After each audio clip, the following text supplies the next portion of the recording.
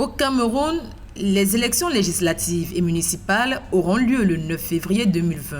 L'annonce a été faite dans un décret présidentiel rendu public ce 10 novembre 2019 par le chef de l'État, Paul Biya. Les Camerounais sont ainsi appelés aux urnes pour élire les 180 députés à l'Assemblée nationale et les conseillers municipaux des 360 communes du pays. Des élections couplées qui s'annoncent très décisives avec la crise sociopolitique qui sévit dans le pays depuis 2016. Il faut dire que nous avons pris acte, n'est-ce pas, de la convocation du corps électoral et comme nous l'avons toujours dit, la politique de la chaise vide n'aide pas le pays. Il est évident et clair que nous aurions souhaité que l'élection soit convoquée lorsque le climat sociopolitique est beaucoup plus apaisé. En l'occurrence, vous savez que le Cameroun traverse une grave crise dans le nord-ouest et le sud-ouest depuis quelques années. Donc, on aurait souhaité que les recommandations du grand dialogue soient tout au moins implémentées avant la tenue des élections pour que chacun puisse voter dans sa localité et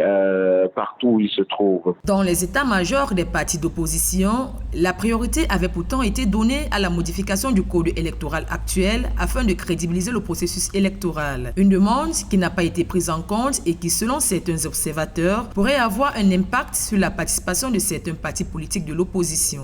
Nous faisons partie des premières formations politiques à avoir demandé une révision du code électoral et nous avons même participé aux concertations en vue de la modification du code électoral.